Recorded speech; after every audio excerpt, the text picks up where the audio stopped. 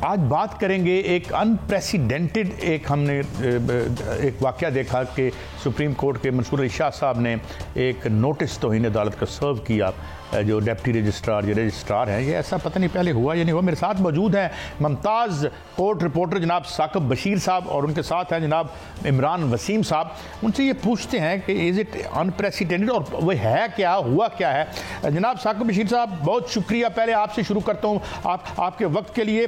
हुजूर ये क्या हुआ, पहले तो ये सादा ज़बान में हमें समझाएं क्योंकि court reporting is a very complex thing और इसको आम आदमी हम कम समझ पाते हैं कि what is this story all about. और सेकेंडली ये पहले भी हुआ है कभी कि जो रजिस्ट्रार को ये नोटिस मिल जाए। जनाब साकिब बशीर साहब।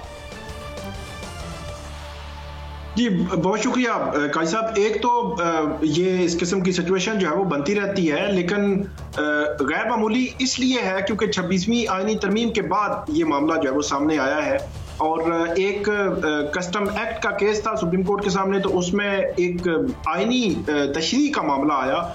तो उसमें जो बेंच था उसने करार दिया कि क्या ये केस जो है वो इख्तियार, क्योंकि 191A के तहत इख्तियार रेगुलर बेंच के पास नहीं है, वो आईनी बेंच ने ही मामला देखना होता है। तो उन्होंने कहा कि क्या हम इस नुक्ते को देख सकते हैं कि क्या हमसे इख्तियार वापस लिया जा सकता है या नहीं लिया जा सकता। तो उसके बाद उन्होंने उस पर मुआवनत तलब की। उसके बाद जो है वो बेंच जो शुरू में जो चल रहा था, जैसे शकील अब्बासी भी थे, लेकिन जो पिछले दरमियान में 2-3 दिन जो है वो इरफान सादात उसमें थे।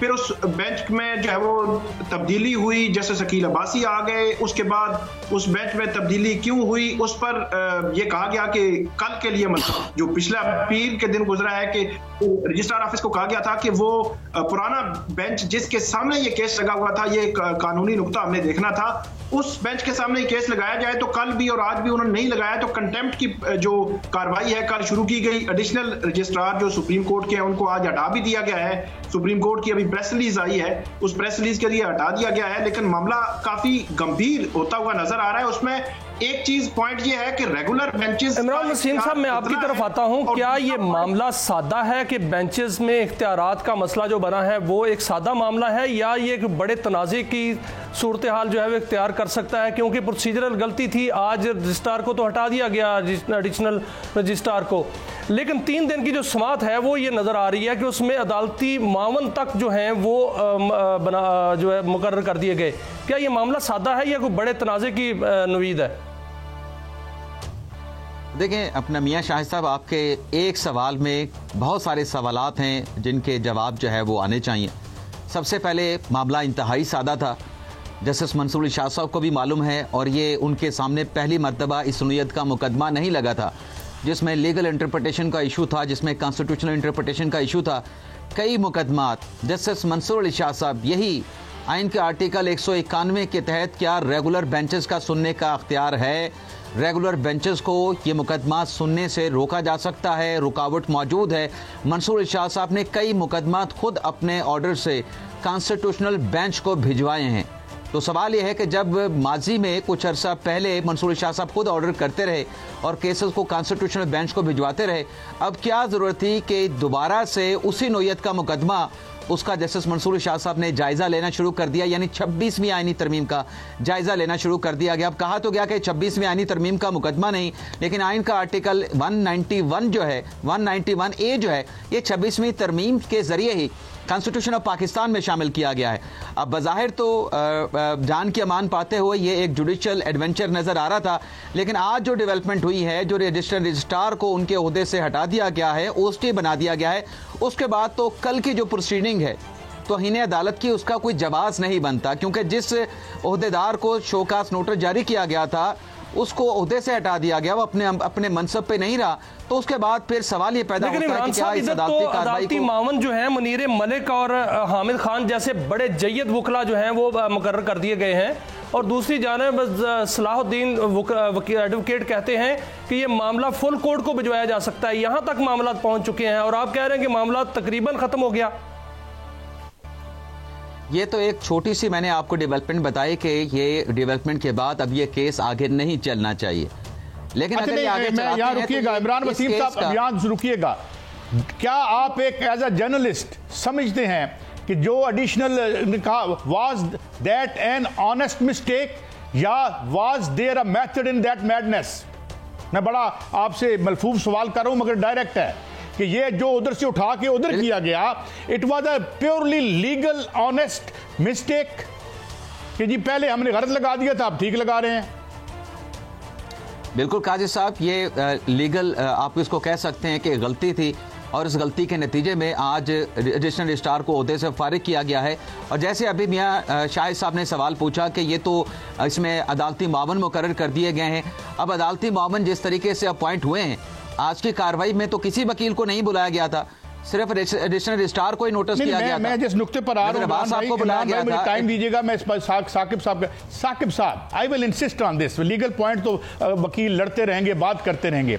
Was there method in that madness? जो शेक्सपियरियन लैंग्वेज में कहूं कि भाई इनके सामने ना लगे, भाई वो लग जाता, वही फैसला कर देते, तो क्या इशू था? वाई कि एक मिस्टेक हो गई, अब इसको हम करेक्ट कर रहे हैं। ये is it a simple issue? जिस तरह इशू था मियां साहब जिस तरह कह रहे हैं, बड़ा सादा इशू है। ये बड़ा सादा सा जवाब है, बड़ा सादा सा जवाब है कि ये सिंपल इशू बिल्कुल भी नहीं है। ये जस्टिस मंसूर अली शाह के बेंच के सामने केस लगने से रोकने और ये खदशा था कि कहीं वहां से कोई ऐसा जुडिशियल ऑर्डर ना हो जाए, उसको रोकने के लिए ये सारा कुछ किया गया है। और मेरा ये ख्याल है कि 17 जनवरी को आप ज़हन में रखें कि 2 कमेटीज बैठी हैं। एक प्रैक्टिस एंड प्रोसीजर एक्ट की जो रेगुलर बेंचेस की कमेटी है और दूसरी जो आईनी बेंचेस की कमेटी है। मतलब अंदाजा लगाएं कि एक ही दिन में 2 कमेटियों को बैठना पड़ा एक केस को आगे पीछे करने के लिए, तो ये सादा बिल्कुल भी नहीं है। और फिर जो रजिस्ट्रार ने सुबह जब वर्बली सुप्रीम कोर्ट के सामने कहा कि ये एक गलती की वजह से जो है वो आईनी बेंच का केस था और यहाँ पे लग गया, और उसके बाद उन्होंने कहा कि मैंने नोट पुट किया था, तो जस्टिस मंसूर अली शाह ने जब नोट पढ़ा तो उन्होंने कहा कि आप नोट में तो डिफरेंट चीज बयान कर रहे हैं कि 16 जनवरी को एक जुडिशियल ऑर्डर हो गया है और उस ऑर्डर को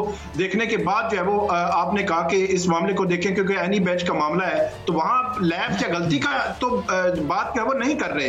तो इसलिए ये चीज बिल्कुल भी सादा नहीं है। साहब, मैं यही मामला आपकी तरफ दोबारा लेके जाता हूं। क्या ये अगर सादा नहीं है तो इसका अंजाम कल जो है वो, अगर कल इसकी समाअत होती है तो ये खत्म हो जाएगा, आज एडिशनल रजिस्ट्रार को हटा दिया गया, या ये फुल कोर्ट तक जाता हुआ नजर आ रहा है आपको? नहीं, जरूरत नहीं थी। मेरा ख्याल है कि ये जो प्रेस रिलीजों के जरिए आप जुडिशियल ऑर्डर्स को आप देखें कि जो प्रेस रिलीज में देख रहा था उसमें जुडिशियल ऑर्डर है, वहां पे रजिस्ट्रार ने जाके तौहीन अदालत का बताना है कि ये थी नहीं थी, जवाब वहां पे देना है। तो ये प्रेस रिलीज चीफ जस्टिस काजी फाइसा साहब या अफरीदी साहब ने जारी करवाई है, तो उसमें उन्होंने कंटेम्प्ट का वो जवाब भी दिया है कि रजिस्ट्रार ने ये जवाब दिया और ये जवाब दिया। तो मेरा नहीं ख्याल के, और फिर जो कमेटी के जरिए अगर आप इस तरह के काम करना शुरू कर देंगे, ठीक है, मान लिया जो इमरान वसीम साहब बात कर रहे हैं कि बेंच का मामला था और उसी में जाना, तो आगे चलकर मेरा ख्याल में वो मामला उधर ही जाना है। लेकिन ये तो नहीं हो सकता कि एक इंतजामी साइड की कमेटी बैठकर जुडिशियल साइड के जो ऑर्डर्स हैं उनको जो है वो खत्म करना शुरू कर दे, उनको तब्दील करना शुरू कर दे। मैं इमरान वसीम साहब का टेक लेना चाहता हूं। मैं इमरान वसीम साहब का टेक लेना चाहता हूं। इमरान वसीम साहब, इमरान साहब, मैं आपसे देखे ना, मैं लीगल बात, मैं आपसे सवाल कर रहा हूं। मैं आपसे सवाल कर, मैं आपके सवाल पे खुद ही आ जाता हूं। देखें, ये जो जजेस बेंच में बैठे होते हैं, चाहे हाई कोर्ट में बैठे हों, चाहे सुप्रीम कोर्ट में बैठे हों, चाहे लोअर जुडिशरी में बैठे हों, ये जजेस अपनी मन मर्जी से जुडिशियल ऑर्डर नहीं कर सकते। इन जजेस ने आइन और कानून के मुताबिक ऑर्डर जारी करना है। I concede that, but my question is different. My question is different. मेरा सवाल ये, आप एक साफी हैं, आप बहुत रिपोर्टिंग और भी शोबों में करते रहे हैं, क्या ये मुनासिब है कि जो पॉलिटिकल डिवाइड है इशराफिया के दरमियान, उसके मज़ाहिर हमें अदलिया जैसे इदारों में भी नजर आए? यहां पे क्या कहा गया, ये जी बेंच फिक्सिंग हो रही है, मेरी मर्जी का जज लगेगा, साडा बंदा थेरी, हम तो ये रो पीट रहे हैं, हम तो इस मुल्क के बासी हैं। Do you think it is not very unfortunate कि जो रूलिंग इशराफिया है उसकी लड़ाइयां जो हैं हमारे इदारों तक पहुंच गई हैं? देखें काजी साहब, ये जो ये अपने मंसूर शाह साहब के बेंच में हुआ ना, इस बेंच में जो कुछ भी हुआ, जो प्रोसीडिंग, जो रिमार्क्स, जो ऑर्डर जारी किए गए, उसको लेके सुप्रीम कोर्ट के जज साहबान में भी तशवीश पाई जाती है। ऐसे जज साहबान हैं सुप्रीम कोर्ट में जो शायद 26वीं आईनी तरमीम से नाला हों, वो 26वीं आईनी तरमीम को पसंद ना करते हों। जब कॉन्स्टिट्यूशनल बेंच का फोरम मौजूद है तो कॉन्स्टिट्यूशनल बेंच में ही इस मामले का मंतकी अंजाम होना है। अब जो बात हम कर रहे थे कि जज साहबान ने जो ऑर्डर जारी करने होते हैं, आइन और कानून के ताबे जारी करने होते हैं, जज साहबान मर्जी से ऑर्डर नहीं जारी कर सकते। अब जो बेंच की फिक्सेशन का मामला है, बेंच को इमरान वसीम भाई करने का मामला है, कानून के तहत। ये तो आपने दुरुस्त कहा। तो यहाँ पे फैमिली स्पेसिफिक कानून साजी भी तो नहीं होनी चाहिए ना यार। यानी ये भी तो आप देखें ना कि जब आप जो कानून साजी है इस मुल्क के अवाम के मफाद में करने की बजाय जिसके वोट और टैक्सों से आप आते हैं, तो वो भी तो गलत है। जब बुनियाद गलत होगी, दीवार टेढ़ी होगी, तो ऊपर छत सीधी कैसे पड़ेगी? आप ये देखेंगे कि जिस बुनियादों के ऊपर दीवार टेढ़ी खड़ी की गई है वो बुनियादें गलत किसने रखी, ये भी तो देखे जाए ना। छोड़ें, मैं इसमें अगर आज ये बात हो रही है, मगर आपने मान लिया कि बुनियादें टेढ़ी हैं। जी नहीं, मैं पूरी दलील सुने ना, उस पर पूरी दलील सुने काजी साहब। बात यह है कि अगर पिछले 10 साल में मेरा एक सवाल है काजी साहब, मैं साकिब साहब से सवाल करना चाहता हूं सर कि कल एक डेवलपमेंट हुई है, एक आज डेवलपमेंट हुई है। आज जो डेवलपमेंट हुई उसमें कहा गया कि जो हुकूमत के खिलाफ फैसला आ रहा होता है उस पर जो है उसका बेंच तब्दील कर दिया जाता है। कल एक फैसला आया, तहरीरी फैसला, जिसमें ये कहा गया कि जुडिशल जो जज है यानी सिविल जज, वो वज़ीर आज़म की जानिब से मुबैना तौर पर जो बोगस हल्फनामा दिया गया आदिल बाज़ई के मामले में, और उस मामले में फौरी तौर पर फैसला करे। क्या आपको नज़र आता है कि इस मामले में अदलिया जो है वो डिवाइड नज़र आ रही है, या आगे जाकर जो है मामला और बढ़ने वाला है, किसी और तरफ जाने वाला है? अगर वहाँ से कोई आर्डर ऐसा पास हो जाता है तो फिर वज़ीर आज़म भी उस कटहरे में आ सकते हैं।